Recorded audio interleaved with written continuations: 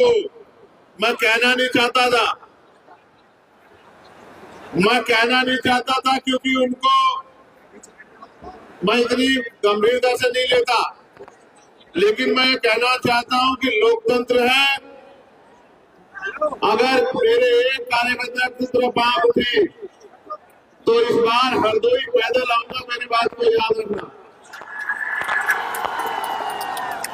बड़े बिल्डिंग वाले जो सत्ता के साथ बदल जाते हैं, उन नेताजी के कान में बता देना, मुकाबला बिकाऊ लोगों से नहीं है, मुकाबला टिकाऊ लोगों से है। ये बात उनको बता देना जरूर। बेटा ये बस बीच वाली व्यवस्था और करा दो, 15 मिनट में खत्म करूंगा। मैं समझता हूँ कि बहुत भीड़ है, ये वाली करा दो बस धन्यवाद हो जाएगा आपका। वो जो वो सामने बस फिर ठीक हो जाएगा।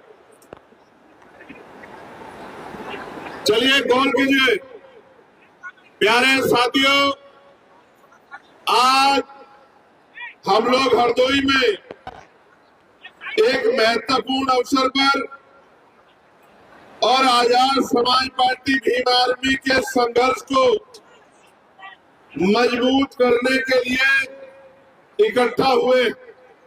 और सबसे पहले मैं बात करूंगा उस शासक पे जिसका लोहा 12वीं शताब्दी में पूरे देश ने माना था। बिजली जैसी तेजी से जो दुश्मन पर हमला करते थे, पलक झपकते ही स्थान बदल लिया करते थे। एक प्रहार से ही 10-10 लोगों के सर धड़ से अलग कर दिया करते थे। ऐसे महाराजा बिजली पासी को मैं नमन करता हूं। आपने आला उदल जी का नाम सुना होगा, और आला तो गाया भी जाता है, लेकिन आला उदल को हराने वाले महाराजा बिजली पासी के इतिहास को दबा दिया गया, गड्ढा में दबा दिया गया। अवध क्षेत्र में सामंतवादी ताकतों को समाप्त कर सामाजिक न्याय के संकल्प को मजबूत करने वाले, भाईचारा को बढ़ाने वाले 103 दिनों तक लगातार गांजर युद्ध में की भूमि में डटे रहे और विजय प्राप्त की, और राजा जयचंद की 5 गुना सेना को अपने पराक्रम से धूल चटा देने वाले महाराजा बिजली पासी जी को आज हम लोग नमन करते हैं उनकी जयंती के अवसर पर। सामान्य साथियों, मैं यहां से शुरू करूंगा कि अभी देश के प्राइम मिनिस्टर लखनऊ रैली में आए थे, जहां प्रेरणा स्थल पर उन्होंने लंबा भाषण दिया।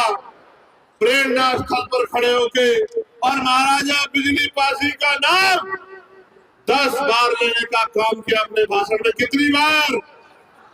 10 बार लेने का काम किया। लेकिन आपको शायद ये नहीं पता है कि जो प्रेरणा स्थल बनाया उसमें महाराजा बिजली पासी की अगर एक शानदार मूर्ति भी लगा देते तो हमारे दिल में भी ठंडक पड़ जाती। अगर लखनऊ के बसाने वाले महाराजा लाखन पासी की मूर्ति लगा देते तो हमारे कलेजे में भी ठंडक पड़ जाती। अगर माँ उदा देव पासी की मूर्ति लगा देते, मदारी पासी की मूर्ति लगा देते, किसानों के मसीहा कहे जाने वाले, किसानों की आवाज बनने वाले उन हमारे महापुरुषों की मूर्तियां लगा देते तो शायद हमें ठंडक पड़ जाती। लेकिन हमारा पेट तो सिर्फ बातों में भरा जा रहा है, और ये आज से नहीं हो रहा है मेरे लोगों, ये आजादी से पहले भी और आजादी के आज बाद भी लंबे समय से बातों से पेट भरा जा रहा। प्यारे साथियों, आप जाकर देखो गांव देहात में आज भी अगर मकान पक्का बन गया है तो प्लास्टर मेरे लोग नहीं करा पाए। ये वो लोग हैं जो राजा महाराजा की जो शासकों की संतानें हैं और आज इस आजाद भारत में गुलामी का जीवन जीने के लिए मजबूर हो रखी है, क्योंकि राजकाज में इनकी हिस्सेदारी नहीं। प्यारे साथियों, जब 12वीं शताब्दी में आपका झंडा डंडा इतना बुलंद था तो आज आप इस देश में राजकाज जाने के बाद जुल्म जाति के शिकार इस देश में हो रहे हो। हम लोग उत्तर प्रदेश में है, और उत्तर प्रदेश में किस तरह का अन्याय कमजोर वर्गों के लोगों को सहना पड़ रहा है, आपसे छिपा हुआ नहीं।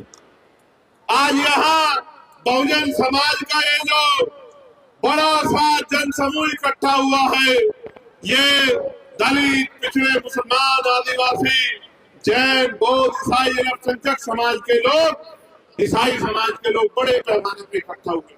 सबके मन में चाहत है कि गुलामी के दिन खत्म होने चाहिए।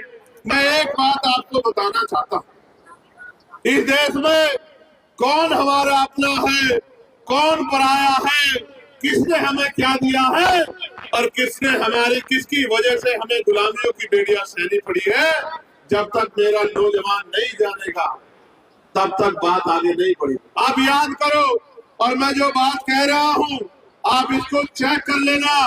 मैंने पार्लियामेंट में बात कही थी कि हमें जो भी अधिकार मिले हैं वो मांगने से नहीं मिले मेरे लोगों।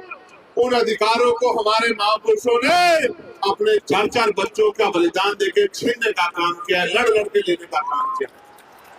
मैं इसका एक उदाहरण बताता हूँ, बाकी उदाहरण आपको किताबों में पढ़ने हैं। मैं आपके याद दिला देना चाहता